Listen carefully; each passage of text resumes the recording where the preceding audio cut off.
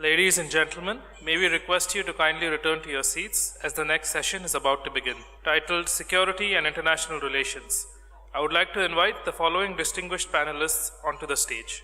First, Ambassador Husain Haqqani, Director for South and Central Asia, Hudson Institute, Washington, D.C., United States. Next, Dr. Malcolm Cook, Senior Fellow, Institute of Southeast Asian Studies, Yusof Ishaq Institute, Singapore.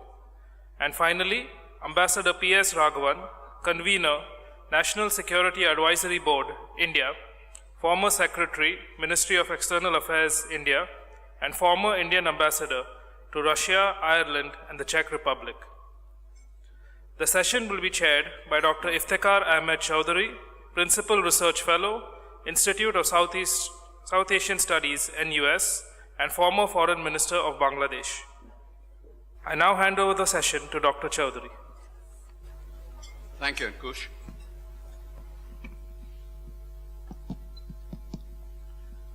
Okay, ladies and gentlemen, I hope everyone who should be in is in.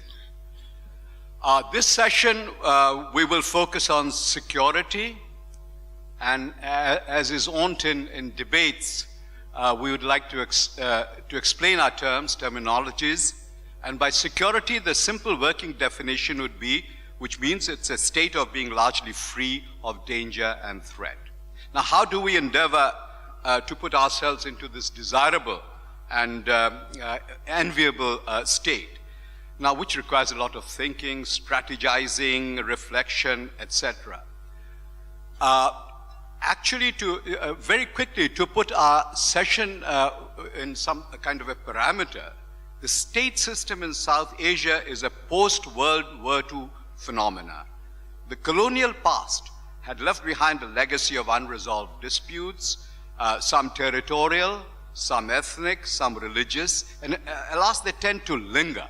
Now, these are compounded. These are compounded by threats to the very philosophical basis of the state system, which was the Westphalian concepts. These Westphalian concepts have in recent times come under some threat through, from other ideas such as the caliphate, jihad, which provide intellectual challenges to this idea of nation state.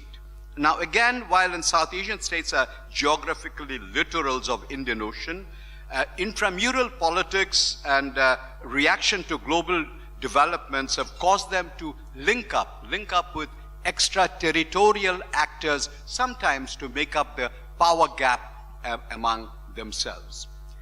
There have been attempts at regional cooperation as through Sark, but these have fallen victim to interstate rivalries, preference to assert distinctiveness rather than commonality as a justification for individual sovereignty, and external influences, and also just simply running out of ideas or lacking the capacity to think out of box. Anyhow, I don't wish to steal the thunder of my very distinguished panel, and to address these complex issues, we have here three very fine minds, global role players and thinkers, Ambassador Husain Haqqani, Dr. Malcolm Cook, and Ambassador Raghavan. The CVs have been provided, so I shan't go into their prodigious accomplishments, but I'd urge upon them as well to abide strictly by this 18 to 20 minute rule. And with that, I invite Ambassador Haqqani to his 20 minutes of glory. Shall I go there? Yeah, you could go there.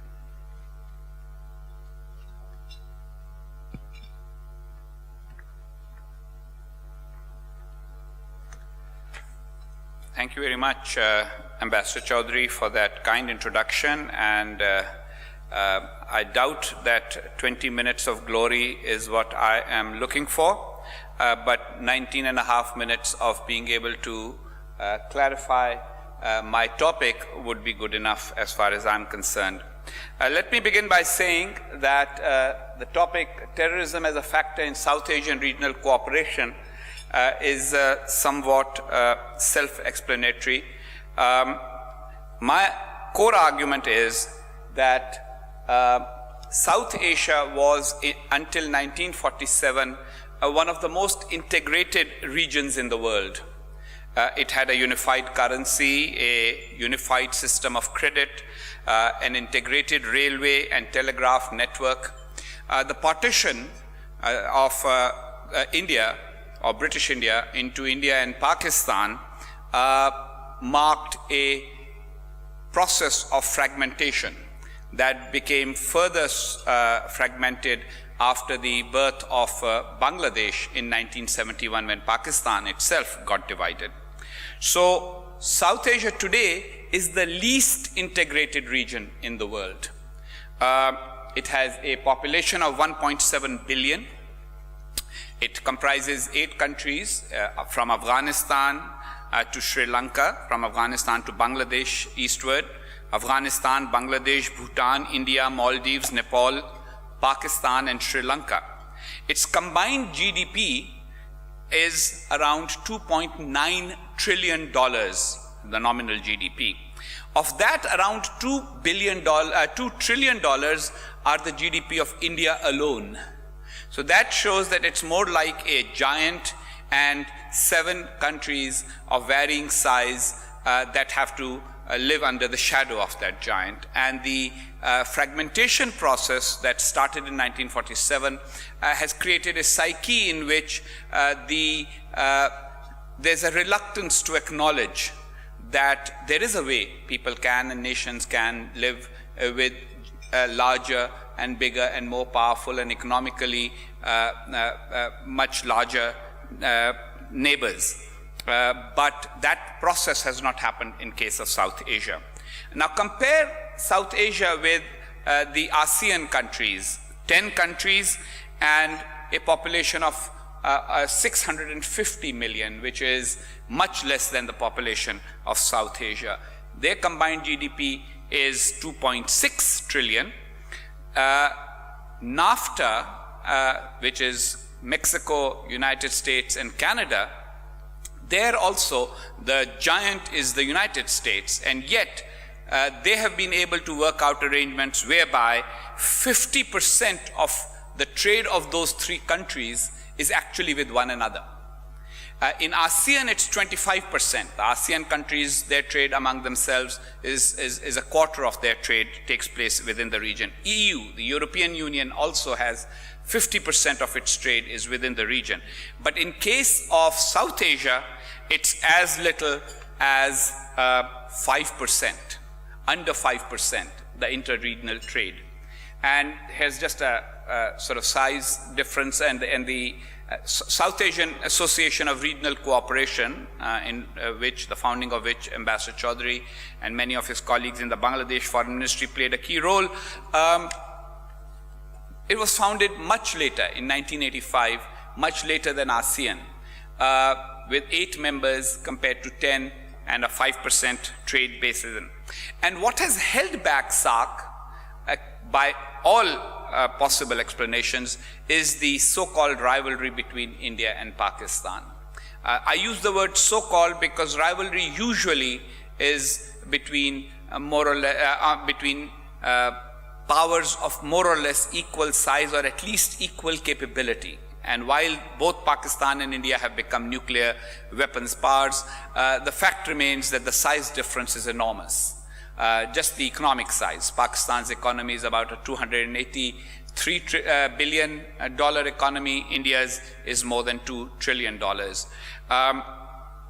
And while Pakistan was established against the wishes of the future leaders of an independent India, the fact remains that Pakistan's founder, Muhammad Ali Jinnah, had spoken about an association between India and Pakistan similar to that between the United States and Canada, which basically means open borders, free trade, free travel, the ability of citizens of one to actually work and live in the other. Similarly, the Indian leader, Mahatma Gandhi, who had opposed partition before 1947, he said in 1947 that the 2 countries should act with each other as if they have been, as if Pakistan has been born through an agreed separation between brothers. Unfortunately, that was not to happen. And what we have seen over the years, in the last 70 years, is that 5,000 years of shared civilization has given way to a bitter separation. Pakistan's state policy, and I've written at least 3 books that clarify that, has been to sustain separateness from India. And that includes separation in economic and trade matters, as well as cultural and in separation and people-to-people separation. The Indian view on regional integration has been rather complex. Initially, Prime Minister Nehru championed regional cooperation, and India played a role in regional cooperation. However, when Bangladesh took the initiative and Nepal took the initiative to create a South Asian Association for Regional Cooperation, India saw it as an attempt by smaller states of South Asia to try and gang up on India. They were trying to bandwagon against India. In recent years, India sees regional integration as critical to India's economic growth and national interests. Pakistan's view on regional integration, however, has been more or less consistent. Pakistan has argued that it is another name for Indian hegemony, which Pakistan does not accept. And Pakistan demands that the resolution of the Kashmir dispute, and there is a dispute over Kashmir that Pakistan and India have had since partition, which Pakistan calls the unfinished business of partition, that must be resolved before Pakistan can move forward in terms of regional integration. So, just to give an example, the South Asia Free Trade Agreement was agreed to in 1995. It went into effect in 2005. And under that agreement, the countries of the region were to give each other most favored nation status. India granted that status unilaterally to Pakistan in 1996. And since then, India has taken the position that India and Pakistan can move forward much better if they first start trading with one another and establish people-to-people contact. And the argument is backed by the example of other similar situations. China and Taiwan, for example, they have an unresolved issue. Taiwan for a long time thought of itself as the Republic of China, didn't consider the communist government in mainland China as legitimate. But after China came into the United Nations and took over the seat that previously Taiwan had, the two entities have had a status quo approach. They trade with one another. It's a huge trade, that bilateral trade that takes place between them. There is a lot of travel from mainland China to Taiwan and vice versa. And the theory is that once you have more relations in an economic sphere and have closer ties, then you can actually sit down at some point and resolve issues. However, in case of the India-Pakistan relationship, the Pakistani position remains solve the dispute before we can have relationship, at least at the bilateral level. The consequence of that first Kashmir, then trade approach is that even though in 2011, Pakistan's federal cabinet approved granting most favored nation status to India, and most favored nation status basically means normal trade relations, but that status has not been granted to this day in 2018. So, why has Sark, which has existed since 1985, not done well? In the beginning, the founders of Sark and the prime motivators at that time was King Birendra of Nepal and the President of Bangladesh, General Ziaur Rahman. And they realized that this is going to be a difficult proposition, especially because of the intra-regional conflicts and difficulties, especially the India-Pakistan problem, but other problems that other nations had with one another. So the idea was that maybe the solution lies in taking a softer approach, culture, sports, other exchanges, then later tackle economic issues, because economic issues would also be problematic depending on the various perspectives of the various participants. I would argue that any prospect that Sark had got undermined within 4 years of Sark's creation. Because the creation of Sark came in 1985, and that was also the time when Jihad had already started in Afghanistan against the Soviets, and terrorism had started becoming a factor in the region. And just when the war was happening in Afghanistan against the Soviets by the Mujahideen, who were supported by the West and everybody else in the world as great freedom fighters against the Soviets, Pakistan also started supporting the Khalistan movement in Indian Punjab. And we all remember what happened with that, and if we don't, we should. It resulted in the assassination of Prime Minister Indira Gandhi. It resulted in a massive military operation in the Golden Temple in Amritsar, etc., etc. And while India was able to beat that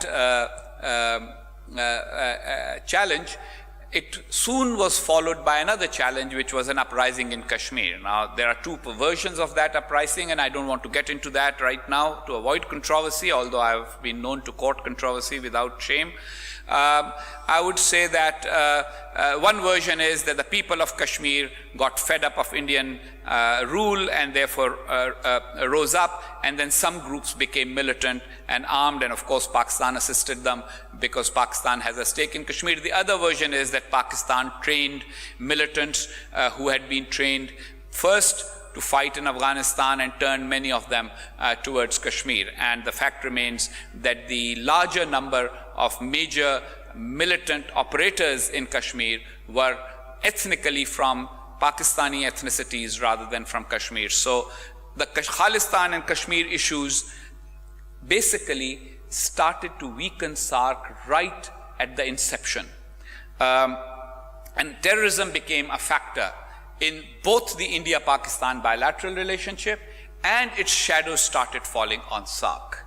Now, in the 1990s, Prime Minister, Pakistan and India both tested, although India and Pakistan exchanged accusations throughout the 1990s, but by 1998 an opportunity arose because both countries tested their respective nuclear weapons. And once the nuclear tests took place, there was an incentive to try and find some common ground so that conflict does not go out of control. And Prime Minister Vajpayee went to Pakistan for what was known as the bus yatra, or the bus trip. He went on bus to Lahore. And everybody thought that a new peace process is starting. But soon thereafter, if you recall, there was the Kargil war. Pakistan and Pakistani forces had infiltrated across the line of control in Kargil. India retaliated. The global community all said Pakistan has to pull back. The military had apparently acted ostensibly without full knowledge of the civilian government, and the civilian government got toppled after that.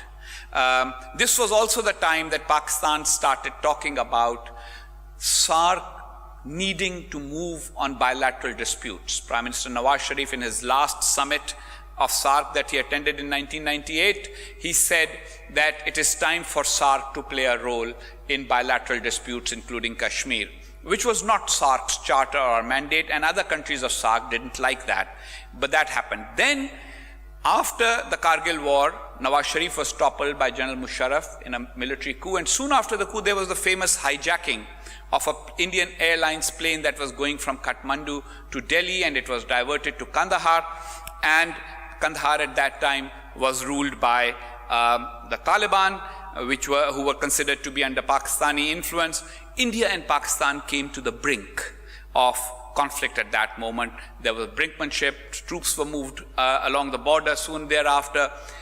Prime Minister Vajpayee held out the prospect of talks once again with General Musharraf in 2002, and soon after that there was also the whole issue of the attack on Indian Parliament in the aftermath of 9/11.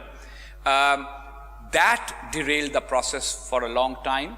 until many years later in 2008, the civilian government that was elected after General Musharraf's departure from office held out an olive branch saying we are willing to consider no first use of nuclear weapons. President Zardari said that publicly. He also said that we are quite happy to move forward on trade and cultural exchanges.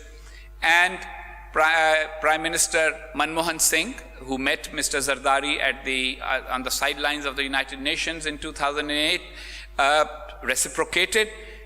This happened in September of 2008, and in November 2008 came the Mumbai attacks. So we see that once again, terrorism comes in and derails any prospect of negotiations. There are two versions again.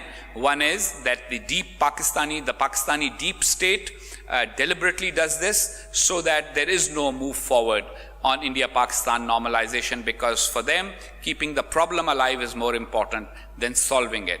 The other version is that the non-state actors who engage in terrorism have a life of their own, and they themselves have understood that their actions can derail the peace processes between India and Pakistan and can hold the region hostage, and so they act on their own. Whichever explanation you want to believe, either way, the result is still the same. So when President Zardari said in September 2008 that India is not a threat to Pakistan and the real threat to Pakistan is from the terrorist attack in Mumbai created circumstances in which the peace process could no longer move forward. Fast forward, President Zardari's tenure ends, new government comes in 2014, Mr. Nawaz Sharif and Prime Minister Narendra Modi comes in, gets elected in India. Both of them meet at the Sark summit in 2014. Both talk about the need for better relations between the two and the expansion of the Sark relationship. Soon thereafter, Prime Minister Modi decides to travel to Lahore to meet Mr. Nawaz Sharif, just like Mr. Vajpayee had done before Kargil in 1998. And right after that, in January 2016, he goes in December 2015, 2016, there's an attack at an Indian airbase in Pathankot, which makes the Indians, puts them in the political position where public opinion is very hostile to making any concessions to Pakistan. And so after that, India takes a hard line towards Pakistan. And that hard line actually is joined in by others of the region. So in November 2016, one of the first times in recent history, the Sark summit that was scheduled to be held, and Sark had an annual process of summits, the summit meeting that was scheduled this time to be held in Islamabad got cancelled because Bangladesh said, we are not going to go until Pakistan stops meddling in Bangladesh and encouraging terrorists who come there. Then Afghanistan said the same thing, then Bhutan said the same thing, and then India said the same thing. So from the Pakistani perspective, it was India that was stirring the pot and asking its friends to say that. But whatever the behind the scenes reason, the fact remains that the summit had to be cancelled and Sark could not have even the nominal process of having a summit in 2016. So what do I conclude from this? My conclusion is that South Asian regional integration is being held up by two factors. First is the manifestation, which is terrorism. Second is a political decision on the part of Pakistan's leadership, and we can use the word leadership loosely here because some would argue that it is not the political and elected leadership, it is more the leadership of Pakistan's military, that it is in Pakistan's best interest to let the relationships among the region remain what they are, not go forward with integration, because it will take some more time for Pakistan to establish the separateness that Pakistan has sought from the region. Now, Pakistan's argument publicly is that we have outstanding disputes, but my argument is that almost all regional groupings in the world at the time they began had regional disputes that were unresolved. In fact, I like to cite this very interestingly, that Canada and the United States to this day have 9 unresolved border or maritime border demarcation disputes. But that has not held back the relationship between these nations. So it comes down not to the nature of the dispute, but to the political will. And that political will is missing in case of India and Pakistan. India is not willing to make a gesture towards Pakistan that Pakistan could find sufficient to say that, okay, the dispute we wanted resolved has either been resolved or is in the process of being resolved, so we will now go forward and have a most favored nation relationship with India in terms of trade. And Pakistan takes a hard line, and then the presence of terrorism as a factor continues to bedevil relationships in the region. Thank you very much, and I think I left you with a half a minute to spare. Thanks. Thank you. Thank you, Husain. A sad conclusion, but very well argued. Okay, Malcolm.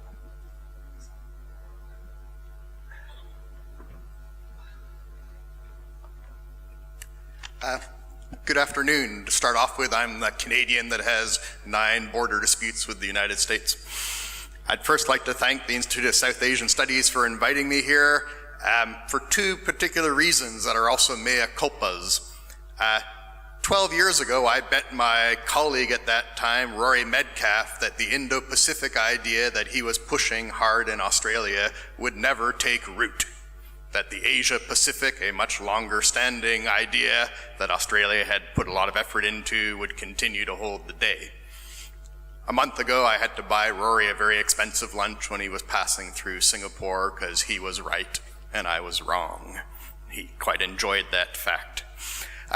Second, I'm not going to talk to you about India at all directly, partially because I've only spent 3 days of my life there. I'm going to talk to you about Australia, a country I spent 15 years in and I'm a citizen of. Japan, a country I did my master's degree in and fell in love there. And the United States, a country I've lived next to for more than half my life. So I'm not actually going to talk about India, and I got my prediction wrong. I have a second title when I was writing my speaking notes for this morning, and the second title is kind of building on the first title, which is a little bit boring. So I'm really going to talk about how the Pacific has come or is coming to India. And over the last decade or 15 years, Japan, Japanese governments, then Australian governments, and then United States government and public documents have replaced the Asia-Pacific regional framework, which they'd held since pretty much the post-World War II period, with the Indo-Pacific, added free and open to it as well. And this comes from a very negative view shared by those 3 allies, with the United States obviously as the most important. They have a common negative view of the current global security order and its trajectory, and they have an equally negative view of the current East Asian regional order or Asia-Pacific regional order and where it's going. So if you read the National Security Statement released recently in the United States, or the last 3 Australian defense white papers from 2009, or the last 2 Japanese midterm defense program notes, they all have a very similar view of an increasingly severe regional and global security situation they face and have to respond to. And in the East Asian context, the threat from China to their strategic interests is at the core. So I don't think you can understand this movement away from an Asia-Pacific regional framework that used to be defined by the exclusion of India and all South Asian countries to the shared and relatively quick and now quite comprehensive adoption of an Indo-Pacific framework, free and open being the more recent qualifiers added to it.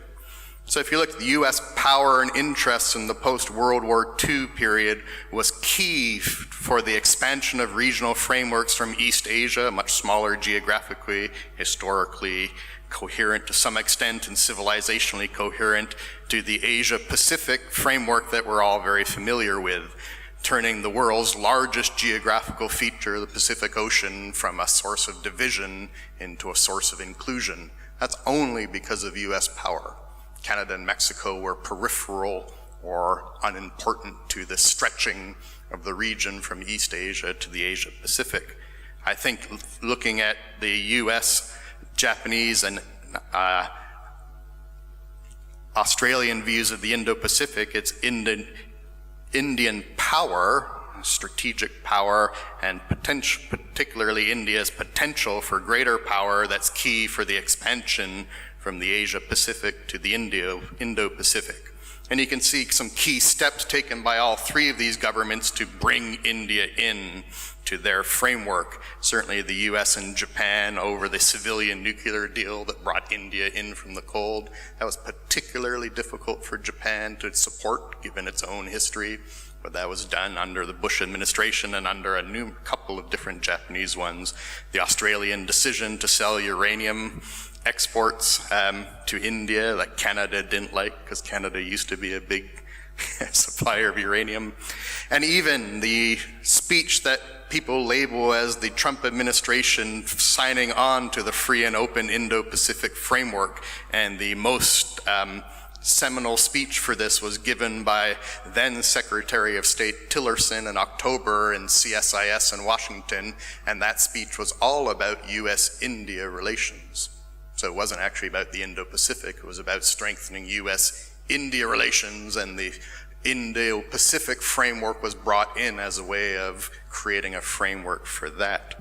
So I think Indian power, which was talked about earlier in economic terms, and potential for much greater power was key to this expansion for these three Pacific maritime allies to move from the Asia-Pacific, which they'd been using, as I said, for decades and organized their worldview around, to the exclusion of South Asia, predominantly to Indo-Pacific. So if you look at the Indo-Pacific idea broadly defined, and the Japanese infrastructure plans shape this, broadly defined maps well into what Raja Mohan anyways has told me was a traditional Indian view of Indian centrality with West Asia and the Indian Ocean coast of Africa on one side and East Asia on the other. But I think if you look at it from the US, Australian, and Japanese point of views, really what they're doing is they're stretching their pre-existing Asia-Pacific framework that they're very familiar with and have organized their policies around to include India, and really India only. So they're stretching the Asia-Pacific to include India and rebadging it as the Indo-Pacific. And we can see this because other South Asian countries do not feature at all in the explanation for why there's been this big shift. Sri Lanka, of course, is geographically closer, but nobody talks about the importance of Sri Lanka to Australia's Indo-Pacific identity, new identity. So they're really taking a previous one and bending it around. Why are they taking, in some senses ASEAN has done this as well for different reasons with the inclusion of India in the East Asia Summit from 2005 onwards, before the United States was included. So I think if you look at from Australia, Japan, and the US, India itself is seen in their kind of new regional framework for the Indo-Pacific as a partner, including economically. So for Australia is the major exporter of complementary goods and services to India, and India is a rapidly growing export market for Australia. There are now about 90,000 Indian students studying at the moment in Australian educational institutions, bringing in billions of dollars to the Australian economy. So for Australia, as with China, India is a very attractive economic partner because of economic complementarity. India now, by some measures, last year was the world's largest buyer of US weapons. So certainly India is a key market for US weapons sales, which has quite a bit of influence on US strategic and defense policies. And if you look around the world, who will be future major areas of US weapons purchases after India, there's nobody else that would compare as a new major market for US arms sales. The traditional ones are already there, and many of them are declining in economic size, including Australia and Japan. And of course, there is an increasingly influential India political lobby in the United States that isn't only tied to Silicon Valley, but is also tied to the large expatriate community there. For Japan and India is a large potential market at the moment, largely potential market, possible production site, even though FDI flows haven't really followed so much, and is a major infrastructure market. So if you look at Japan's infrastructure push to export their infrastructure capabilities, particularly in transport, India is by far the largest market now and into the future. All three of these countries also see India as not a revisionist power. So India is a rising power, a re-emerging power that wasn't there when or wasn't as powerful, or wasn't even an independent country when much of the post-World War II order was constructed, but whereas they see China as a revisionist power trying to reorganize or replace the existing liberal world order, as they call it, that they quite like, they do not see India in the same way. However, India is also seen to be an attractive partner, and hence justifying extending the Asia-Pacific to include 1.3 billion more people, because they certainly see India as a common rival or competitor for China. This is maybe the most important India element for Japan's Indo-Pacific idea, particularly under the Abe government. Certainly the Abe government's foreign policy and security policy is largely structured around what they call the severe and increasingly severe strategic situation that Japan faces, and that's mostly because of China's increasing assertiveness. So certainly for Japan, India is seen to be, whether Indians would agree, as a common rival of China. Japan is certainly in a rivalry with China, is very important. I think it's also increasingly important for the United States, and if the national security strategy that was released late last year is true, then the United States has clearly defined China in the regional context as the single biggest structural threat to US interests. China is a revisionist power trying to undercut the United States. So the rivalry certainly has grown very much. And of course, India's strategic position as the gateway between the Indian Ocean and the South China Sea, where China has its nuclear submarines, is also very useful for the United States to have stronger security relations with India. And noticeably, submarine technology has been a key element of growth in the US-India defense relationship, as well as one of the Malabar Exercises was held off the north shore of the Philippines. Off the north shore of the Philippines is the most important maritime route between the South China Sea and the Western Pacific, and the Chinese nuclear submarines can only threaten the US mainland if they can sail through the Luzon Strait, it's called. And it was interesting that the US, Japan, and India, through an Indian-led exercise, had a major anti-submarine warfare exercise off the northern coast of the Philippines in the Luzon Strait. For Australia, it's India's perception that India could be a major strategic rival of China and hence help balance against Chinese assertiveness is more problematic for Australia for three reasons at least. Australia does not see itself as a direct strategic rival of China. This is very different than the US and Japan. Australia's trade dependence on China is very significant. 33% of all of Australia's exports go to China. 82% of Australia's largest export item, iron ore, goes to China. I said there was 88,000 Indian students. That's the second largest international student body in Australia. The largest one is Chinese, over 200,000.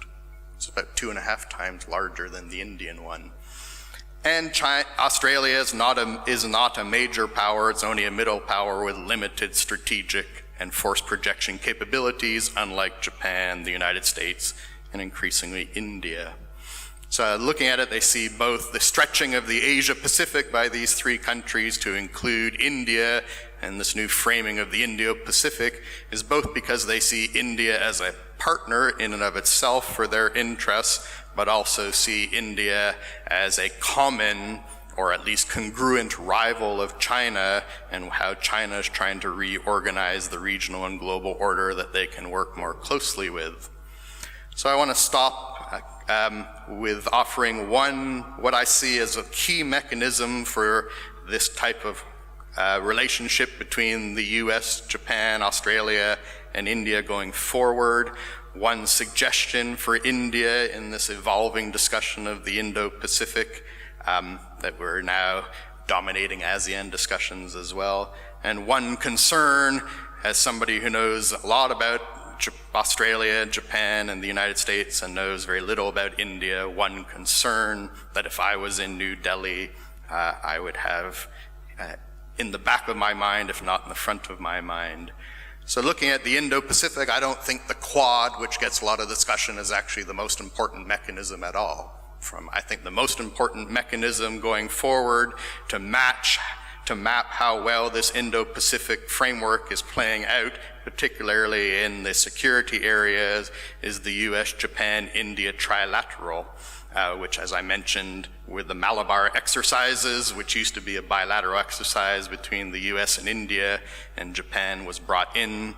Singapore was brought in for 1 year, and I don't think Singapore ever wants to get invited again, given the Chinese didn't like having Singapore send, I think, only a single ship. So I think that trilateral, which is quite deep in the certainly naval operational sense, is probably the key one.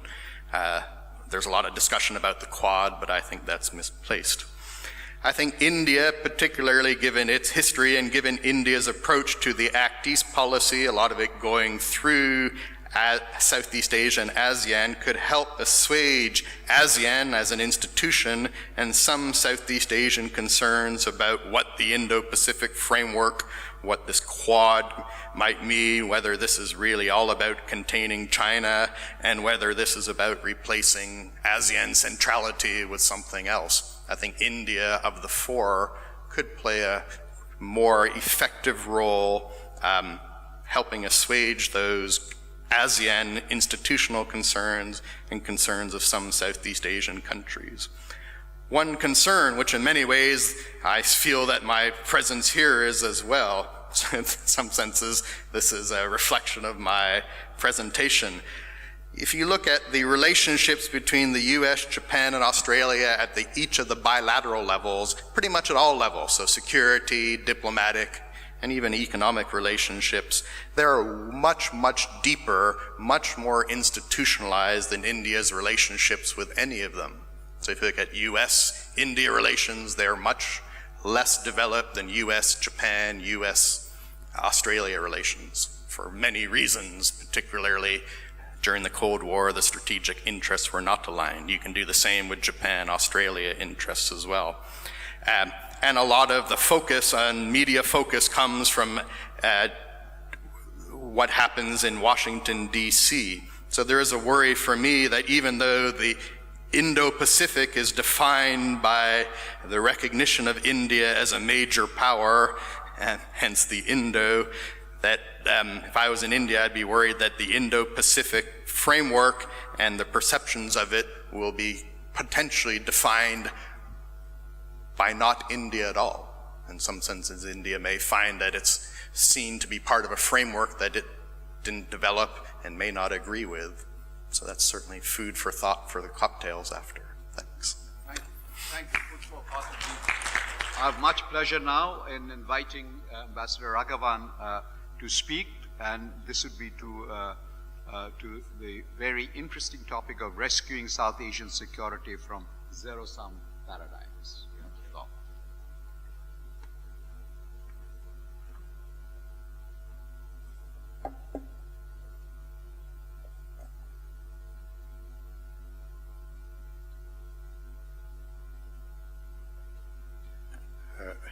Thank you, Chair. There's one advantage of being the last speaker of the last session. It is basically that everything that has to be said has been said already. I I also thank Ambassador Haqqani for my being able to cut about 1/4 of what I was going to say, and therefore I may be able to keep within my 20 minutes. There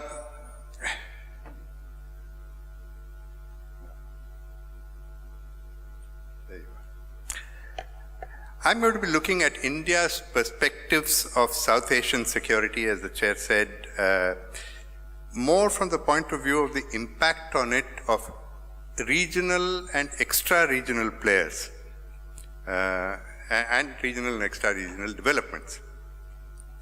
Now, I think in the course of the day we've already established that South Asia actually has progressed a lot in this particular century. Democracy has either been established or strengthened or become more inclusive in most of South Asia during this period. Economic growth has been robust also in most of South Asia during this period. India's relations with South Asian countries have also strengthened, I would say, with all South Asian countries except one, and we've been through that as well. And of course, there have also been ripples of friction, and the reasons for that also are not very far to find. Ambassador Haqqani also sort of touched on this. There is a major asymmetry of size, population, and economy between India and its neighboring South Asian countries. It's also exacerbated by the fact of a kind of a hub and spoke nature of South Asia. No two South Asian countries except Pakistan and Afghanistan actually are contiguous with each other, and therefore mitigating the asymmetries, the scope is somewhat limited. There is also a trend which is now evident around the world of sharpening ethnic distinctions and populist nationalisms. Why should South Asia be immune from it? That also adds to frictions. Then there are extra-regional influences. I think we've talked a lot about China in South Asia now. And why should any country give up the option of playing off one neighbor against the other in order to get the best deal? So it's part of the mix, and it's something that we have to accept as well. And one more aspect I think is also has also caused friction. It is India's approach towards its neighbors. I mean, India has said that neighborhood first was the principle that Prime Minister Modi enunciated when he first came to office. But also, while extending non-reciprocal concessions to its neighbors on economic issues, India has also been uncompromising on matters such as cross-border provocations, terrorist infiltrations, harboring Indian separatists, smuggling, gun running, illegal immigration. So this also causes frictions, has from time to time caused frictions with our neighbors. But on the whole, I would say the headline trend has been positive, strong growth of relations with our neighbors. But what the Modi government has done in addition, no, I won't talk about Pakistan. I think Ambassador Haqqani has summarized very well the reason why we have not been able to mend fences with Pakistan. It's also the reason why Sark has actually failed to take off in any respect whatsoever. The cooperation within South Asia has not taken off. But I would like to point out one aspect about Pakistan in the Indian view, which Ambassador Haqqani did not fully touch upon, which is that, Pakistan has also been somewhat ambivalent about its South Asian identity, claiming West Asia as also part of its natural Islamic constituency. And the other aspect, of course, is Afghanistan, where Pakistan has been trying to use the US-Russia proxy war that is developing in Afghanistan as a means of what it considers as enhancing its strategic depth vis-a-vis India, or put another way, perhaps to prevent India from the strategic advantage of sandwiching Pakistan, the way Pakistan looks at it. And of course, the other geopolitical reality in our neighborhood today is the China-Pakistan axis, which has major geopolitical consequences, and I'll come to that as well. Now, what the Modi government has done in its last, in its 3.5 years or so in office, is to use India's expanded economic resurgence, use India's resurgence and its linkage of international networks to also expand its relationship outside the region and to strengthen new regional networks of cooperation and security. Now, if you look at West Asia, for example, I mean, this is something that has not been fully recognized. The extent to which India's links with West Asia has been strengthened over the last 3.5 years of this government.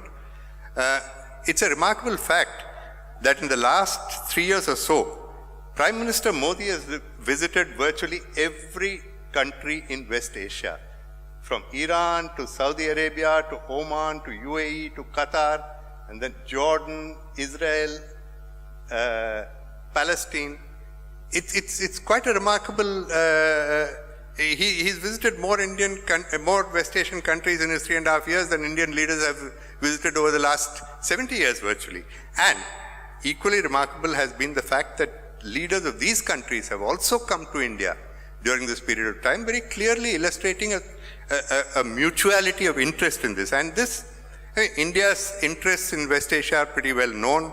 We have a very large Indian community there, about 8 million of them, who remit something like $35 to $40 billion annually to India.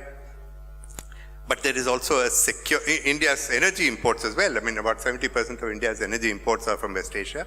But there is also a security dimension to it, because a very large proportion of the terrorist financing and drugs tend to use West Asia as a route to India. Now, what has happened during this engagement with West Asia in recent years has been much more than merely an emphasis of these interests, of the traditional historical interests or links or the cultural links. We have had energy, two-way investments in energy, in UAE, for example, and in Iran, where Indian companies have invested. There has been an expanded defense cooperation with West Asia, again, something very, very new, and an acknowledgement of common threat of terrorism, which has actually led to cooperation agreements on intelligence sharing, counter-terrorism operation, capacity building of security agencies. Now, the defense and security intelligence cooperation indicates a qualitatively higher level of India-West Asia engagement than at any time in the past. There's one other significance of West Asia to India, which is as a potential trade route between India and Europe. Now, if you look at it, the direct land route between India and Europe, which goes through Pakistan and Afghanistan, is effectively shut off for a variety of reasons: political, security, geographical. Now, Indian goods going to Europe now have to follow this enormously long sea route. It was mentioned sometime earlier today about the route which goes through the Suez Canal and all the way around to St. Petersburg. It goes halfway around the world. The alternative, which India, Russia, and Iran have been talking about, is something called the International North-South Transport Corridor, which takes the sea route from any Western Indian port into Bandar Abbas or Chabahar in Iran, and then up through the Caspian into Russia and on to Europe. And it can have spurs which go into Afghanistan and Central Asia. The lifting of sanctions from Iran have revived this possibility.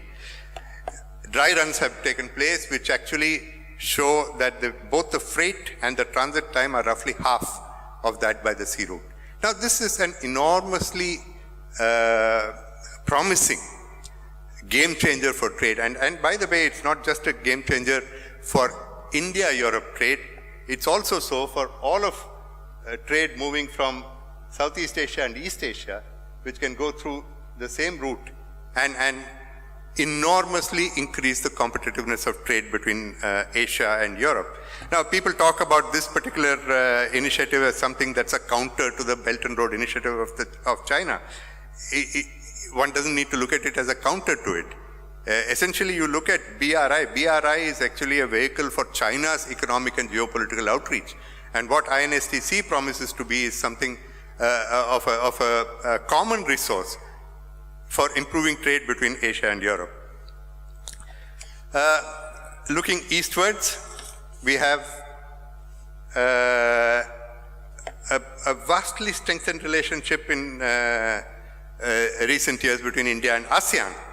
We had all 10 ASEAN leaders coming to India for the India's Republic Day celebrations, which is also the 25th anniversary of the India-ASEAN relationship. Again, it is a relationship which had promise, which has not been fulfilled. What the leaders have now committed themselves to is to strengthen the economic linkages. There is the idea of a trilateral highway which goes from India to Thailand to and onwards to Laos, Cambodia. It's planned. There is the Kaladan multimodal transport link that connects northeast of India to the Myanmar port of Sitwe.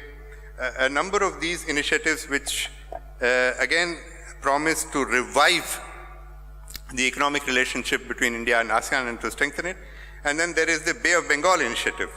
It's called the Bay of Bengal Initiative for Multi-Sectoral Technical and Economic Cooperation, which links Nepal, Bhutan, Bangladesh, Myanmar, Sri Lanka, Thailand, and India. Another initiative by which India seeks to strengthen its connect with South Asia, making use of trade links that existed for a long time, but there is also a geopolitical significance of this. BIMSTEC was revived during the BRICS summit in Goa in 2016, where there was a BIMSTEC retreat where the countries again pledged to pursue economic cooperation and connectivity, but there is also again a geopolitical angle to this. The BIMSTEC retreat emphasized the importance of collective action for maritime security. This involves tackling narcotics and weapons trafficking, as well as movements of terrorists and refugees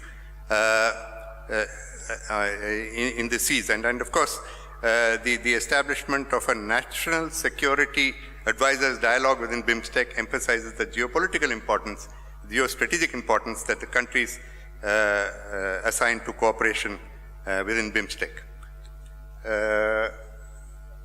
Going further afield, what we need to look at is that the security architecture in South Asia is very strongly influenced by the interactions and ambitions of the great powers. For India, the strategic engagement with the US, Russia, and China in the early part of this century provided a lot of opportunities and challenges. I think more opportunities in the first decade and more challenges in the second. The most important one, of course, was US, where we moved from the hesitations of the Cold War era to a strategic partnership in less than a decade, which is signified by the Indo-US nuclear deal of 2008, by which the sanctions that the US-led countries had imposed on India after our nuclear tests of 1998 were gradually lifted, and India was open to civilian nuclear cooperation, including technology and fuel, without having to sign the Non-Proliferation Treaty or giving up its nuclear weapon power status, though of course it's not formally recognized. US defense sales, I think it was talked about, this is really burgeoned after this period from roughly 0%, and we now import about 14% of our arms imports in the period from 2012 to 16 was from the US. Trade and investment increased. US became our single largest trade partner until, of course, China toppled it from that perch. Part of the relationship with the US was also India's effort to try to get US to use its economic and military influence on Pakistan to restrain it from terrorism against India, to nudge it to a dialogue with India, only with limited success. The Indo-US cooperation also extended to India, extending assistance to Afghanistan in certain areas. And one of the important subtexts of the Indo-US relationship, again, Dr. Cook mentioned it in passing, is actually balancing a rising China. This is something that was talked about by the Bush administration, and I'll come to that a little bit later. Equally important was India's development of strategic partnership with China. For a long time, India had actually said that we will not talk to China until the territorial annexations which China made after the 62 war was reversed. we got around that, and we got to a situation in the 90s where we said that we'll put the border dispute aside and develop relations in other areas and tackle the border when time is ripe for that. A breakthrough was made in 2003 when Prime Minister Vajpayee visited Beijing, when the two leaders appointed special representatives who would report directly to them to discuss a boundary settlement on the basis of the political conditions of the relations. And in 2005, quite remarkably, the two special representatives developed political principles for a border settlement, and they even made it public. China became, as I mentioned, India's largest trade partner. It is one of our big investors today. You have, strangely, our cricket tournaments are sponsored by Chinese companies in India now. We also had a period of very fruitful partnership in the early stages in BRICS, in RIC, WTO, and climate change. There were a number of commonalities, and there were other signals, quiet signals where China said that it would lean on Pakistan also to follow the same model of settlement of disputes with India, that is, which Ambassador Haqqani referred to improve relations in other areas and then gradually come to the more difficult issues. While we strengthened our relations with China and the US, we continued our relations with Russia, which is an old relationship, an old strategic partnership based on Russian political support on core issues of India's interest, particularly in South Asia. We have a flourishing defense cooperation with Russia over a very long period of time, which includes transfers of technologies. No one was willing to give us the technologies that Russia was willing to give us. We did joint research and co-development of systems, new templates of cooperation. Nuclear energy, Russia is today the only foreign country in nuclear energy in India. We have enormous exchanges in hydrocarbons as well as mutual investment. And India and Russia were basically able to articulate positions which were non-West, not anti-West on global issues. But a shift in US-Russia-China dynamics in this second decade of this year, of this century, transformed relations hugely. Russia's resurgence, its resurgent ambitions to be a great power, exacerbated Russia-West tensions, which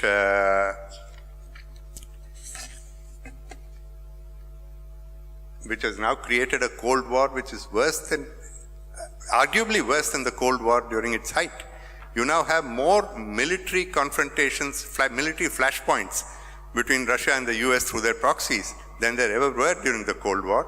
And you have sanctions of a kind that was not matched by the Cold War. The consequence of that has been a tightening Russia-China embrace, which has really become a very strong strategic partnership, as evidenced by increased Chinese presence in the Russian Far East, increased Chinese presence in the Russian hydrocarbon sector,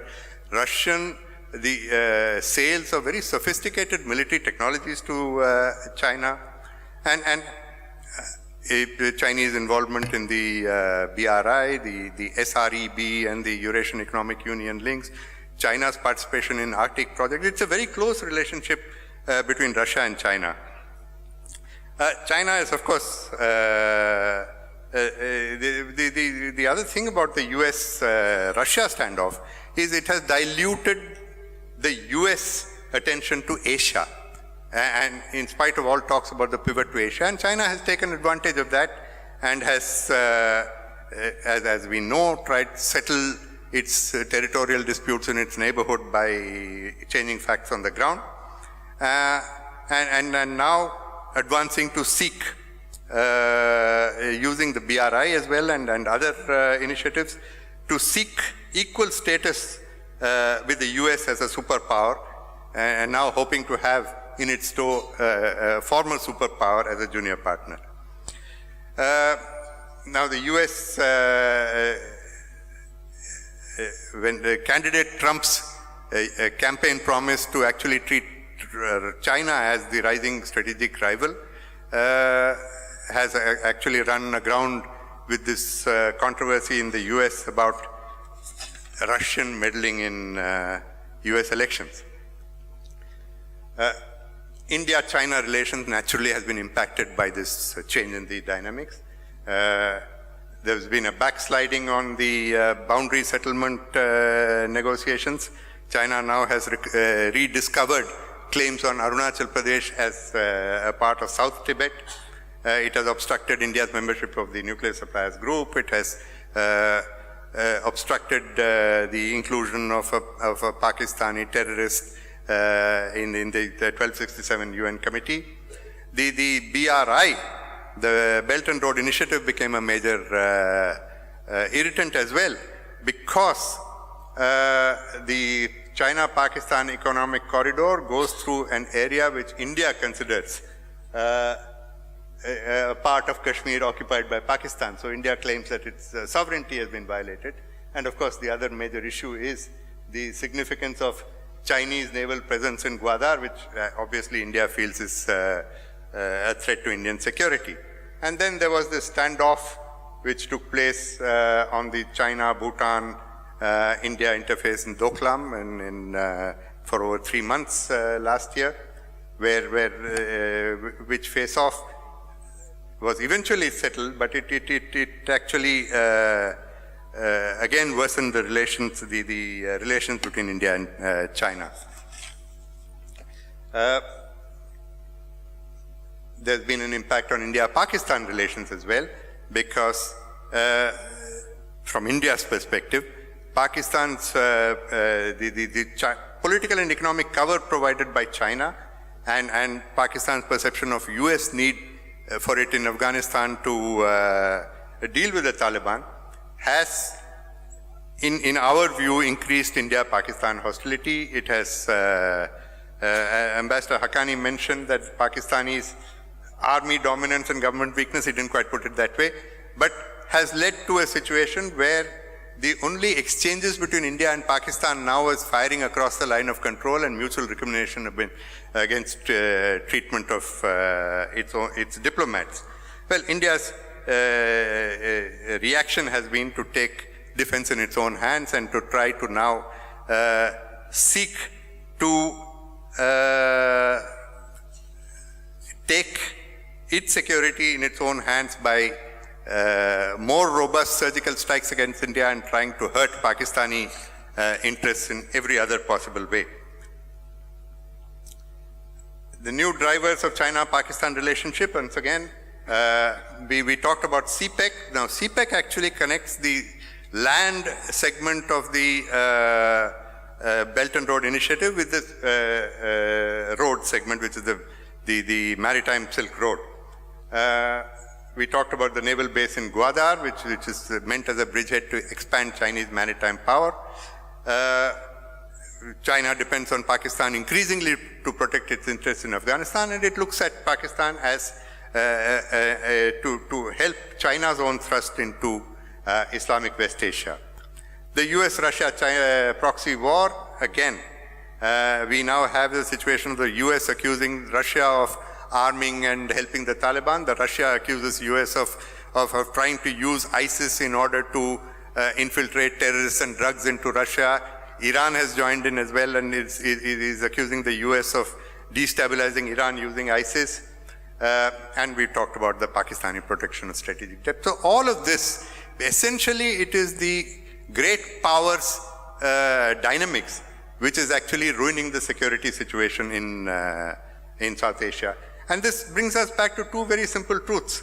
South Asian security is indivisible from that of West, Southeast, and East Asian security. And secondly, the US-Russia standoff in the West and China's assertiveness in the East cannot lead to equilibrium equilibrium in South Asia. Now, I know I've exceeded my time. I'll take another 1 minute to just round up this, what I want to say.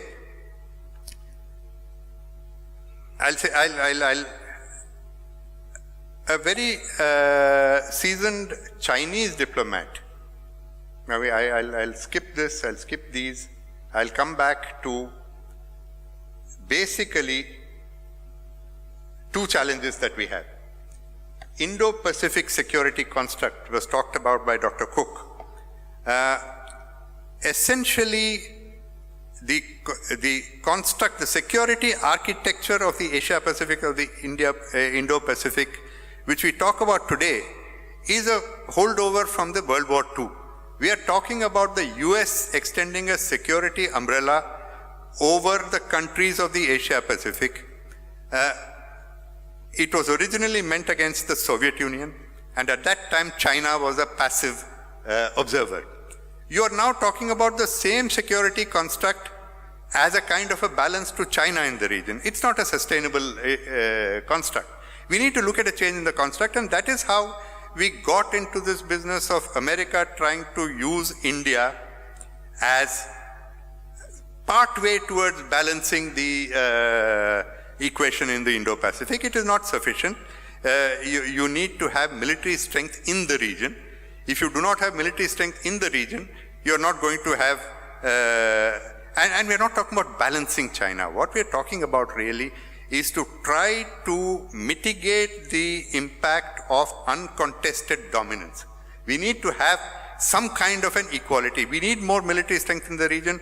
Otherwise, Quad, as Dr. Cook said, Quad has a hesitant Australia participating in it. Malabar is all right. These are all flag-waving exercises, but you need more sustained diplomatic structures. You need more sustained military strength. You need a far more cohesive action in order to strengthen the Indo-Pacific security architecture. And we need to also see what we do with BRI. BRI is very good in terms of providing connectivity, in terms of providing infrastructure. We need to see that it happens in such a way as it does not create debt sustainability problems as happened in Sri Lanka, as Chinese help has happened in Sri Lanka, and as it is in danger of doing in CPEC. So we need to see how we can join together India, ASEAN, Japan, Europe, in order to see how BRI can be transformed into a beneficial economic enterprise without being merely a Chinese geopolitical expansion. Finally, this is what is going to determine the shape of architecture in South Asia and in the larger region of Asia. A Chinese diplomat recently in the American Journal of Foreign Affairs described the US, Russia, China triangle as a scalene triangle, with the Russia-US side the longest and the Russia-China side the shortest. Now this, for China, is the most comfortable configuration. The demonization of Russia and the US-Russia proxy wars all over the world suits China perfectly, because it then consolidates its dominance in its own region, spreads its wing wider with the BRI, and walks tall on the world stage as a champion of free trade and globalization. Now, this whole talk that we hear about leading towards a bipolar world with the US and a China-Russia as the G2, it may be a caricature today, but it's, I think, a reasonable indication of the future, and we need to confront it. Effectively, that kind of a situation would constrain the room of maneuver for powers like India, ASEAN, Japan, Europe, and others, which basically see multipolarity as a vehicle for maximizing their aspirations and interests. From their perspective, from all our perspective, in my view, the ideal shape of US-Russia-China relations is that of an equilateral triangle, with a three-way equidistance providing the maximum elbow room for all of them. The next best alternative might be a scalene triangle with US-Russia as the shortest side and US-China as the longest side. So I think that India should be working with all its partners in Asia and in Europe to see whether it can nudge the US-Russia Cold War into a direction of lowering the, well, Cold War, you don't lower the temperature, of improving the Cold War situation in order to increase our room for maneuver. And that is the best formula for South Asian as well as all of Asian security. Thank you. Thank you.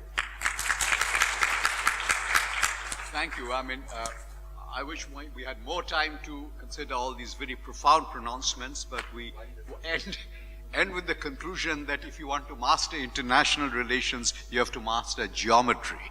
You see, all this talk of scale-in, axis, quadrilateral, equilateral, etc. Okay, I must close at 6:20, young man, 6:20. So what we will do is we will take some questions from the floor, and at the end I'll give each panelist 3 minutes to respond to what is said from the floor. Identify your name and affiliation, all except Professor Mitra.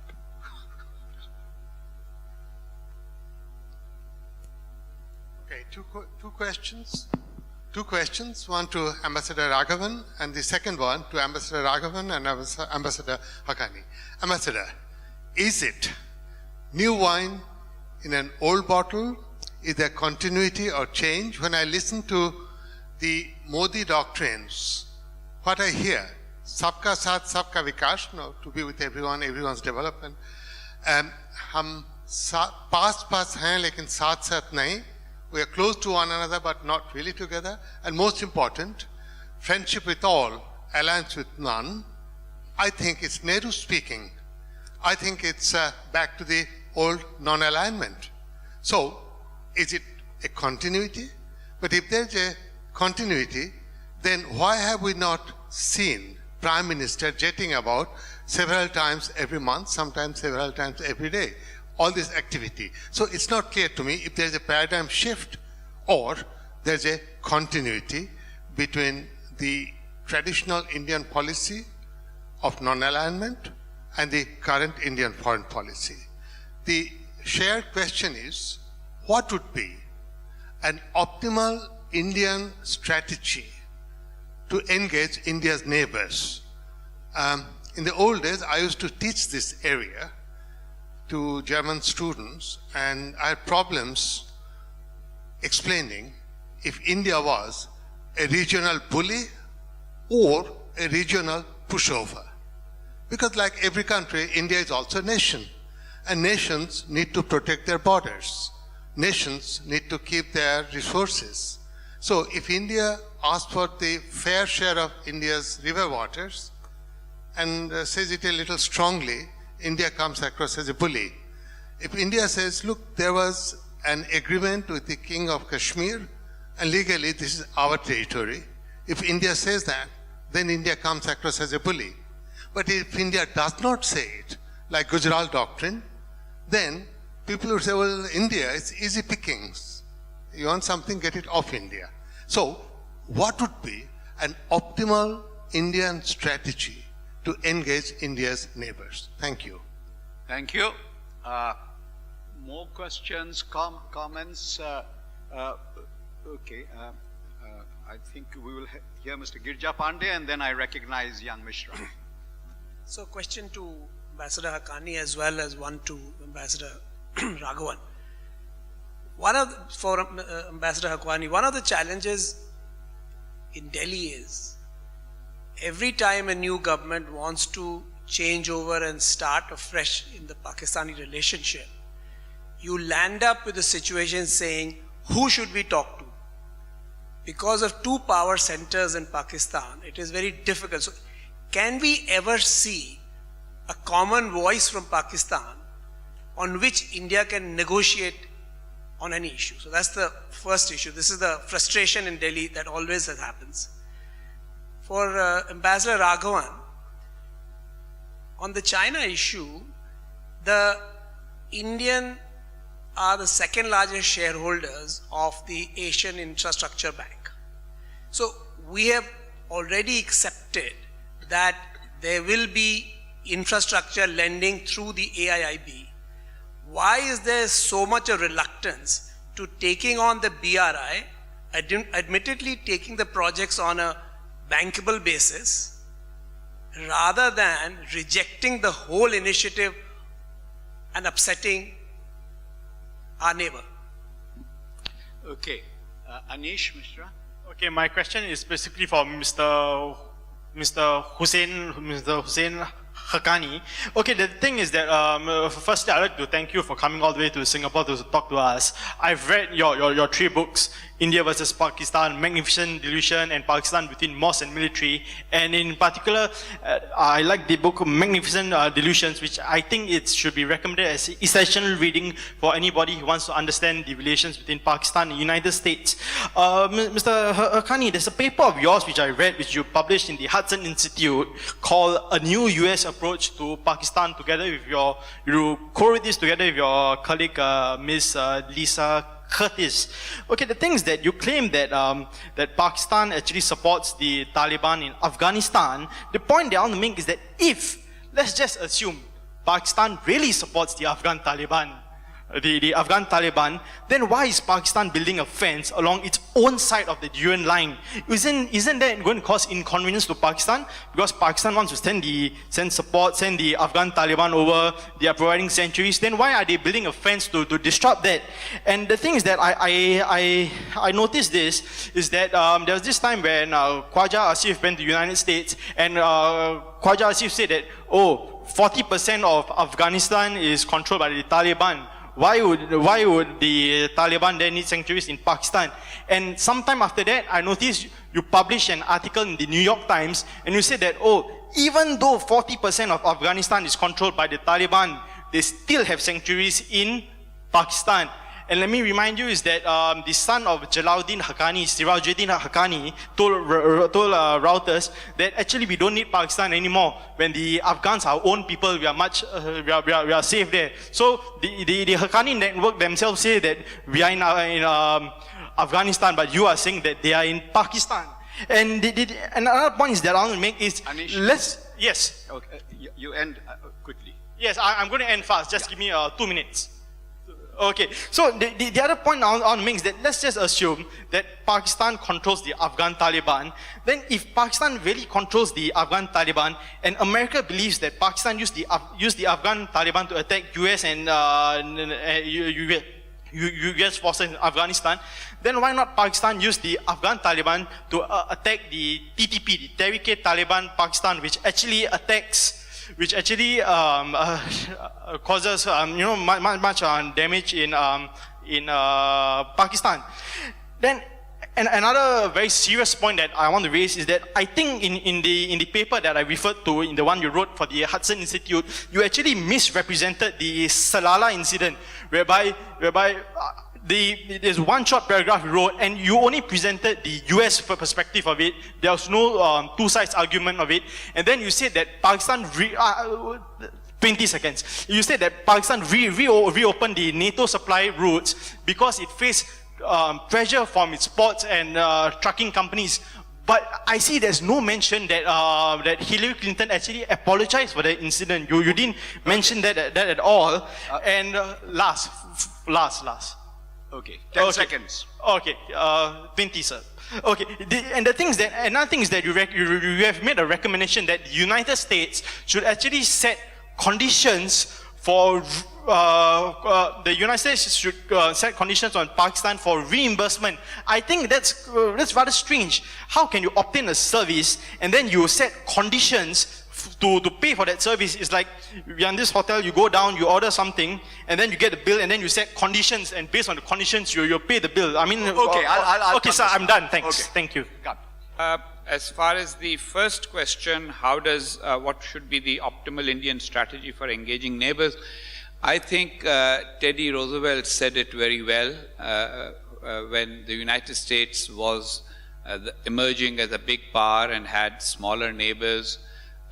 He said, speak softly, carry a big stick. I think that would end up being the optimal for any country that is much larger than others. You have to speak softly so that people don't consider you a bully.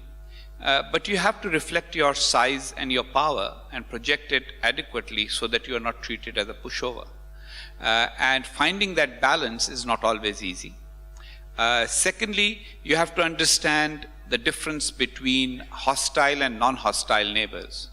So if there are neighbors who do not manifest hostility towards you, but just have concerns, you can actually be generous towards them. And And in history, certain large powers have been able to do that effectively. Look at the historic approach of Britain, for example, towards Belgium and other smaller entities in Europe. It enables you to have partners who start looking at you as a generous partner, a large but generous. And then if somebody is hostile, then you have to have a slightly different approach to that. But recognizing that reality is important. So that's my answer to your first question. Who does India talk to? Will there be a common voice? Look, Pakistani civil-military relations, and I have in my first book, Pakistan Between Mosque and Military, demonstrated effectively, I think, that going back to 1957, one of the reasons for the military's political interventions has always been its desire not to let the civilians take the lead in dealing with India. So it's not a coincidence that Prime Minister Firoz Khan Noon had just come back from India when the 1958 coup was plotted and planned and executed, even though it wasn't paid much attention to at that time, that there was a relationship. So there's always been a factor. I think eventually this will be settled when the Pakistan military realizes that a permanent enemy is not necessary for a country to be able to have a large military. Yes, it may not justify certain privileges and certain advantages that the Pakistani military has built up into their presence in Pakistani society. Only yesterday, the Fauji meat company was launched in Karachi, which is, Fauji means soldier, so it's a military-run meat facility. Now, that is not normal, let's be very honest. All countries have armies, and armies do not get involved in economic activity, etc., etc. So that privileged position, to retain that privileged position, it is important to tell society that there is a permanent enemy to deal with. And that is Pakistan's dilemma. So civil-military relationship will take some time to settle, which is why I am a realist and I say maybe it is time to recognize that since it's not getting settled, therefore there is not going to be the settlement that you need by talking to somebody and getting a deal. So sometimes just understanding that there is no deal round the corner is the realist approach, and understanding it then frees you to adopt other policy choices. Now, the young man who sort of went into too much detail on my paper, which has nothing to do with the topic of this panel, etc. Bottom line is that I think you've been reading Pakistani media too much. And you've taken many of their arguments on board. The Taliban don't control 40% of Afghanistan. They never have. In fact, 16 to 18% is considered to be Taliban. What is control? Control in the countryside is that they can roam freely wherever there is no force. Since Afghan national security forces are not yet up to the point where they can roam around all the country. So these people move around. That is contested territory. People come in, they are moved out.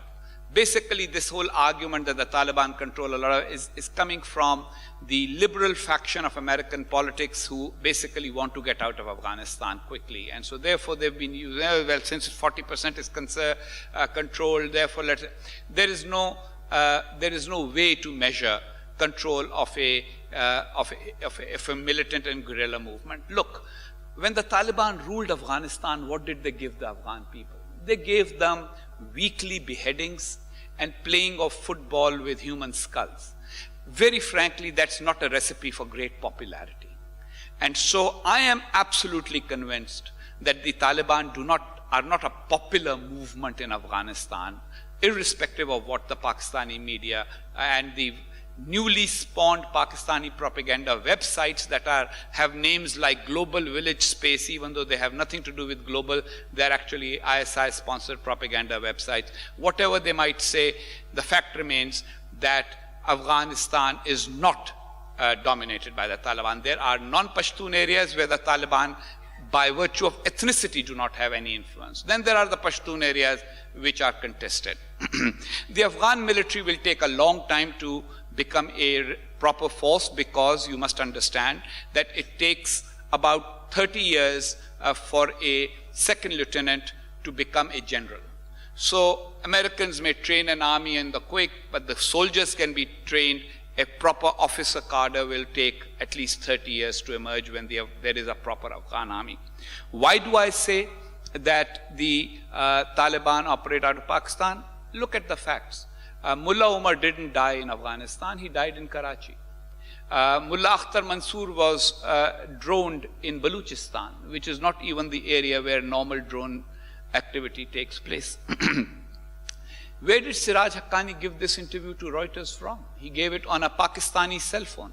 That's what the Taliban use. He has been, Siraj Haqqani's brother, Nasir Haqqani, was killed in Islamabad. So these are actual facts. Now, when you say that Hillary Clinton said this in Salalah, the problem with having been in government is that sometimes you are privy to intelligence and information that you cannot fully reveal in public.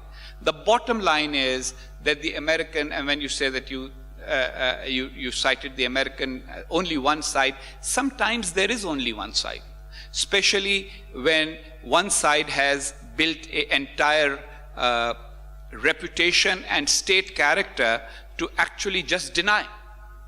So I have been in meetings where the Pakistani official side, coming from the intelligence side, would come and walk in and say, when they were said, well, you are supporting the Haqqani network, they would say, what Haqqani network? There is no Haqqani network.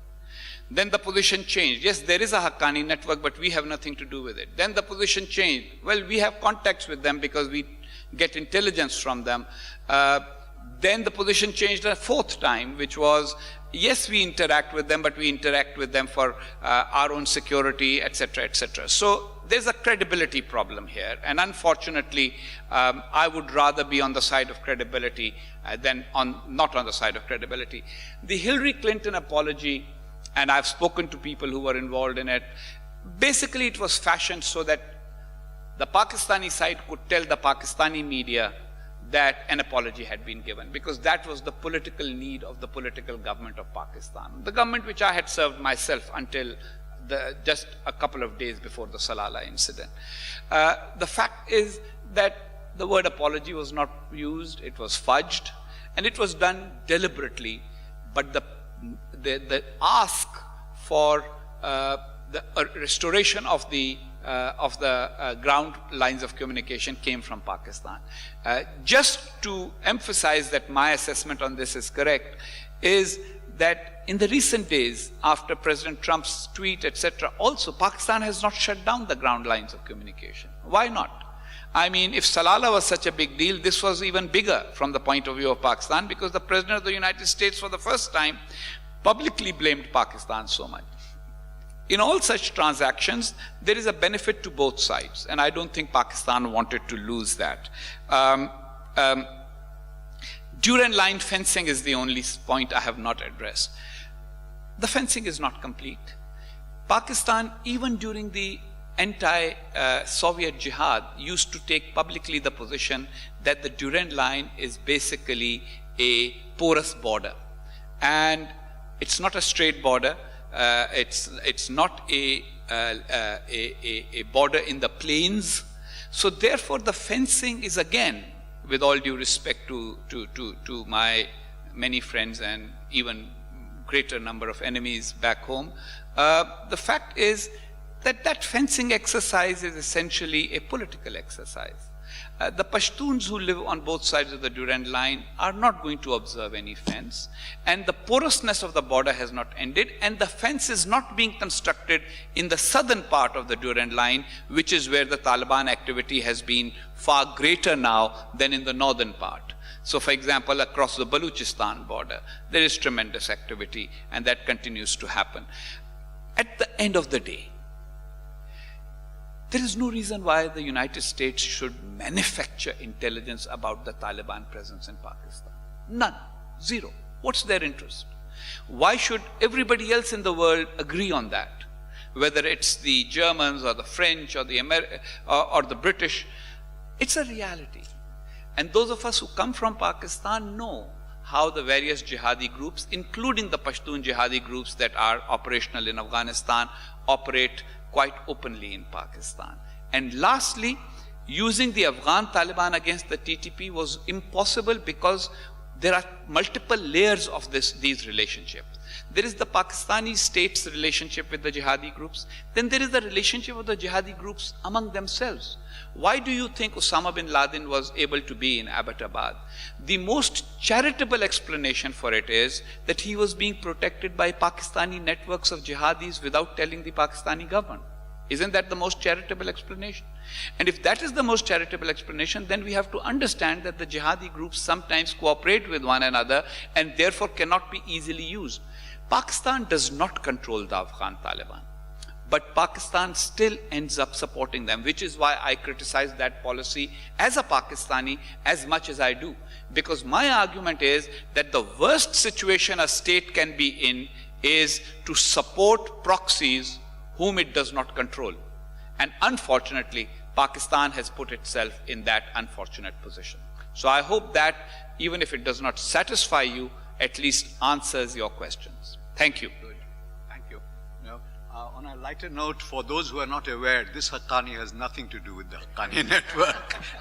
Okay, I will, you sir, Ambassador Raghavan, and then Dr. Cook, just to wrap up the last minute, and then well, thereafter we will go from there. Thank you. Regional bully or pushover, you asked. Well, look, and I think I fully agree with Ambassador Haqqani. You have to be hard-headed in the pursuit of your interests, but managing neighbors also means rewarding cooperation and punishing action against your core interests. And I think that is what the Modi government has tried to do this in a very systematic manner. Now, the point is, we've in the past fallen between two stools. You know, you try to be loved and respected. Now, essentially, if you have your interests at heart, you should first aim to be respected by your neighbors. Love is an optional extra. You strive for it, but you need to be respected. And to be respected, they need to know that you will protect your core interests. You have to be consistent in that, and that is where sometimes we've had problems, because also sometimes some of our initiatives with our neighbors have fallen foul of our own states bordering the neighbors, and that has created issues. Again, the Modi government has been trying to resolve this one by one. The Teesta, it has not been managed to do as yet. But the principle is very clear, that you have to protect your core interests, and you should be generous when your core interests are not involved. You be non-reciprocal in economic concession. And that's, I think, the broad idea that informed our neighborhood policy. Now, one point that you asked Ambassador Haqqani about, somebody asked about negotiating with Pakistan, who do you talk to? I want to give my experiences. You know, I was part of the team that did back-channel negotiations with Pakistan between 2002 and 2004. Now, the reason why it went as far as it did was because there was only one center of power. President Musharraf was also the chief of the army staff. The moment daylight began between even President Musharraf and the army, the whole thing unraveled. So you have to wait for a time when the civil-military situation in Pakistan comes together. Until that time, I don't think we'll ever make progress with Pakistan. Dialogue for the sake of dialogue really doesn't make sense. And each time you have dialogue reaches any point, it gets sabotaged, as has been proved repeatedly. Professor Mitra asked another question about what is it new wine in old bottles? Now, we are not in the non-alignment mode today, but we are certainly not in an alliance mode either, because in today's complex world, alliances are simply not possible. You do not have an identity of interest with any country. Which is why multi-alignment is what we talk about. Now, if we talk about, let's say, the US, we have an identity of interest with the US in a number of areas, but you still need Russia, meaning India still needs Russia for a number of very important security and political reasons. I mean, today 70% of our armed forces are with Russian technology and Russian weaponry. You're not going to be able to shift tomorrow morning to a US military alliance. So and Russia is the closer neighbor. You need Russia in order to also balance the Russia-China relationship. there are a number of interests that we have with Russia, which the US is not going to be able to fulfill. So it has to be a multi-aligned, it is not non-alignment, but a multi-aligned foreign policy that we have to follow. And that's what we'll need to have to follow as India for at least another decade or two. An alliance is not on the card. Now, as far as BRI is concerned, you know, actually, I think the Indian government has not articulated its position on BRI as clearly as I would like it to do. CPEC is both a sovereignty issue and a strategic threat to India. And therefore, India can never really countenance CPEC with equanimity. However, you cannot oppose infrastructure. Infrastructure and connectivity is not something that one can oppose. We are not opposed to it. And I'm perfectly aware, as in the Asia Infrastructure Bank, we have actually been party to funding infrastructure projects which are part of the BRI. Our point about BRI is that it should be better managed. It should not become a vehicle for purely for economic hegemony. It should therefore be controlled for, I mean not controlled, it should be monitored for debt sustainability, for actually selecting projects that suit the development interests of the countries where the projects are being implemented, rather than merely serving the interests of China's industries which have overcapacity problems. So we would say a better regulated, a more multilaterally agreed implementation of BRI is what you should be looking at, really. That's basically it. As far as China is concerned, we talked about this. We need to balance an intensive economic engagement with China with the fact that China has is a strategic rival. And somewhere we have to find the balance, and this is an ongoing process. Good, excellent. Well, Dr. Cook, should you wish to revisit any of your thesis, now's the moment, the next couple of minutes, that is. The fact that I didn't get any questions was because I wasn't at all clear. Hopefully, because I was so clear, there was no doubt left. Questions to ask, yeah. That's thinking about my presentation. Australia and Japanese grand strategic policy is to help the United States maintain its strategic advantage over all other powers in East Asia. I'm not sure India's grand strategic view is the same. So when you look at the way the four countries may work together, Australia and Japanese defense and strategic policy is extremely clear, including capability purchases. It's about helping the United States maintain a strategic advantage. And the idea that the United States wants to balance China in the region isn't right. The United States has a strategic and military advantage over everybody in the region, and they want to keep it, and Australia and Japan see that to be in their grand strategic interest. I'm not sure India's there yet or will get there. Thank you. Oh, thank you. Thank you, everyone, panelists. Thank you, audience, for your participation. I shan't be summarizing any of the arguments here because I noticed that this responsibility will devolve on a brilliant mind, an ISAS, which is Professor Subrata Mitra hereafter. But before that, I shall hand over to the Master of Ceremonies for the next steps. Thank you, Dr. Chowdhury, and our distinguished panelists. Dr. Chowdhury will now present some tokens of our appreciation to our distinguished speakers. First, Ambassador Husain Haqqani.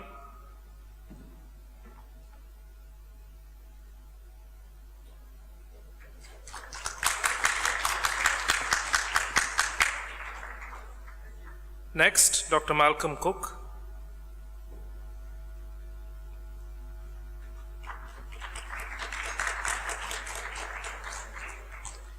And Ambassador P S Raghavan.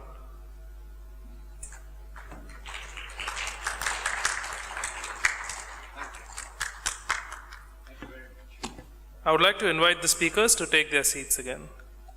Ladies and gentlemen, it is my pleasure to now invite Professor Subrata Mitra Director and Visiting Research Professor, Institute of South Asian Studies, NUS, to deliver the concluding remarks. Professor Mitra, please.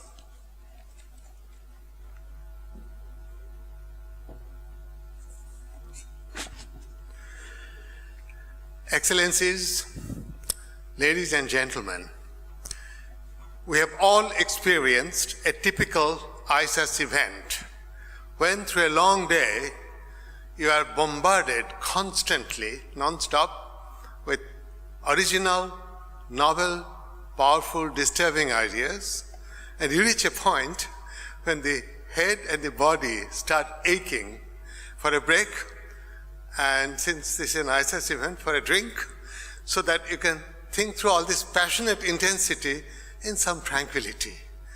My hope is I'll get you started in that process, but your job is not done yet.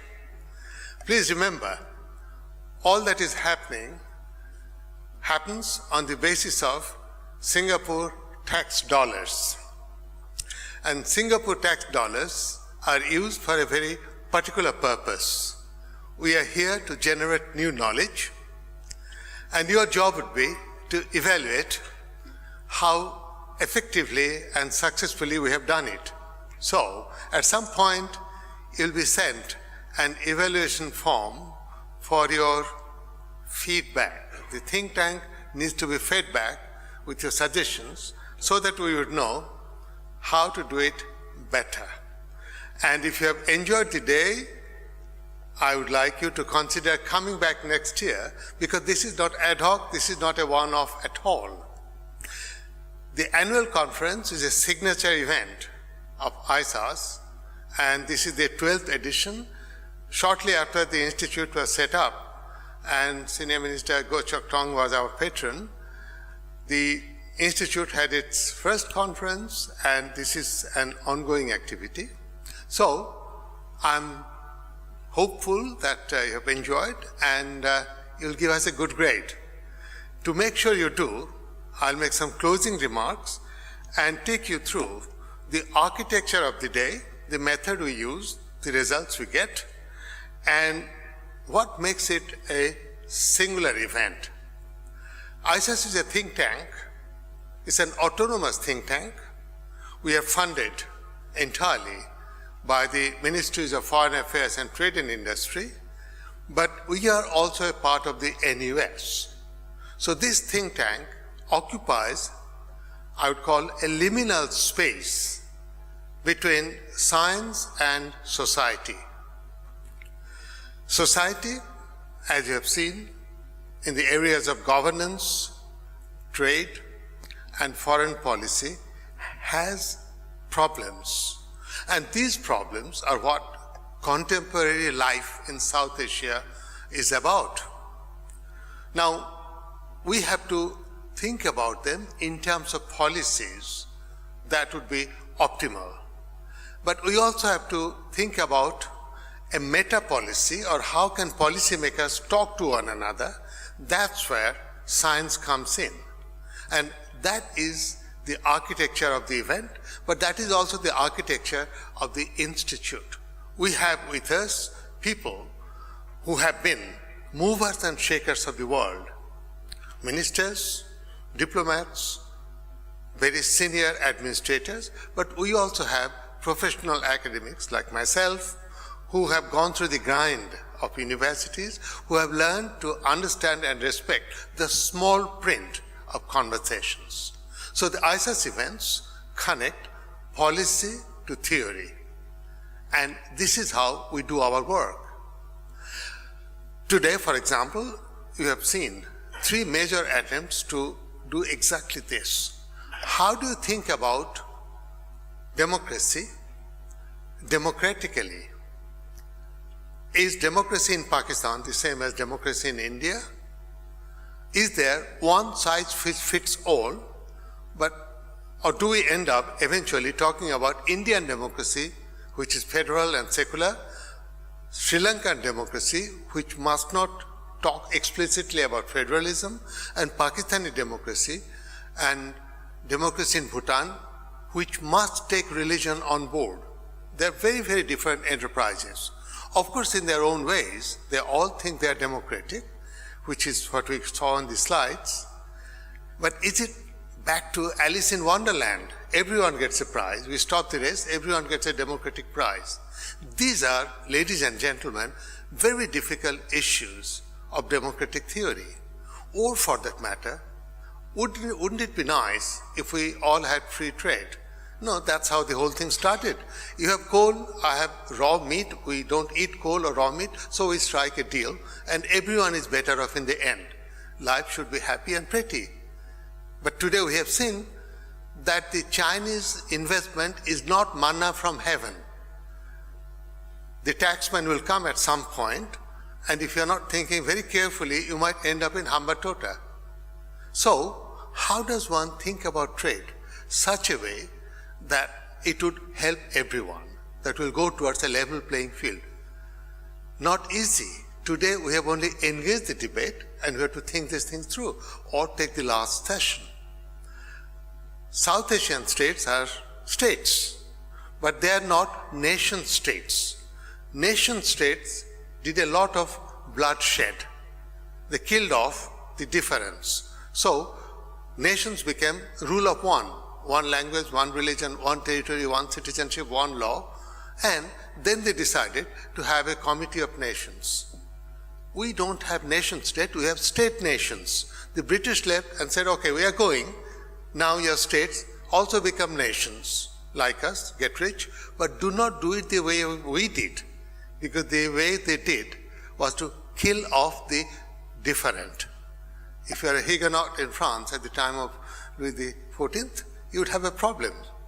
Now, how do we conduct contemporary life in terms of rules not made by us but made by them? So we have to fix this ship in mid-ocean on a stormy night when the ship is leaking, and we can't take it to the dry dock and say we'll make our rules all over again. This is what we got from the last session. Are there optimal rules, optimal norms in terms of which South Asian states can engage one another and think of the big state in the middle neither as a bully nor as a pushover, but just as a neighbor? Other people have had that problem. Germany has that problem in Europe, the United States in North America.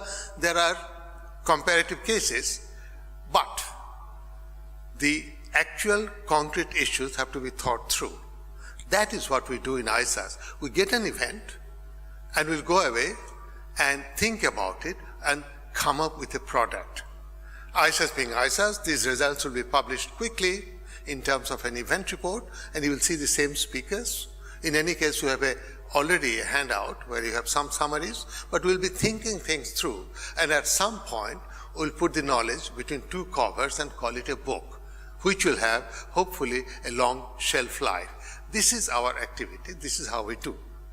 Now, what is the singularity of this event? Because I'm saying this because you are all professional conference goers, and will you still remember us tomorrow or day after? You won't if I don't remind you that this is not just a conference like any other. We are talking here about issues that matter, that are not quite comparable. Let's go back to the first opening statements. This is what we did. I mean, the opening statements we heard the movers and shakers of the world talk to us about the shape of the world. So the shape of South Asia, every South Asian state in its own way emerging. But is it the same as South Asia emerging? It is sum of the parts less than the whole. How do we go about that particular regional problem? And that is where we have to ask, how do we keep the region together? Is there a value-added character to keeping the region together? Can you just not leave the region and go and make money where you can? But if you do that, you can't take with you your rivers, your temples, your holy places, your graves. Whether you like it or not, we are stuck together. And that is where Singapore and ISAS come in.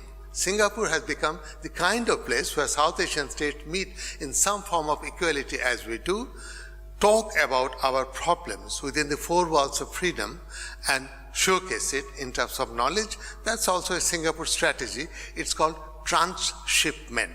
We have questions, you have data, come here, work together, we'll cook it and produce it and brand it as ISAS product. That's our method of transshipment of knowledge. Now, none of this would be possible without the contribution of a number of people. I'll close by simply naming them and thanking them. We are very grateful to Minister Ong Ye Kung, Minister of Education, Higher Education and Skills, and Second Minister for Defense, to have taken his valuable time and spent it with us. Mr. Amitabh Kant, Chief Executive Officer, Niti Aayog, and Mr. Syed Raja Ali Gilani, Minister of Higher Education, Punjab, Pakistan, who have come here, engaged with us, and brought South Asia to us, and our own President, Professor Taneng Chai, a strong supporter of the Institute, who has given us the academic backing that ISAS needs because of those three magic letters. I'm very grateful to our speakers. ISAS does not give an honorarium. ISAS gives nothing except gratitude and possibly a book. But our speakers come. Why do they come? Because we all have, education is the buzzword today, we all have a shared stake in knowledge. If you want a long, norm-driven world, this knowledge which will take us there. And that is our commitment, and I'm very grateful to the ISAS team, which has made such an event flawlessly run and possible. My final vote of thanks, and this is my last annual conference as director, I'll be going back soon. I am very grateful to the audience. There can be no event without an audience, and I have been amazed how hardworking people give up their work time to come and engage us and stay engaged, ask questions, because I have discovered in Singapore that this economy runs on knowledge. This knowledge-based economy lives off the contributions of people like yourselves. So, dear audience, our loyal audience, very many thanks to you. Thank you all. Have a pleasant evening and a great cocktail. Thank you. Thank you, Professor Mitra. Ladies and gentlemen, with that, we have come to the end of the 12th ISAS International Conference on South Asia. We thank you for your participation. Our next event is the 4th ISAS lecture at the Marina Mandarin Hotel on 10th April. The lecture will be delivered by Professor Subrata Mitra on the topic, India, Democracy Against Development. We look forward to seeing you at the event. I would like to now invite you to join us for a cocktail reception in the foyer outside. Please do wear your name tag during the reception. Thank you and have a good evening.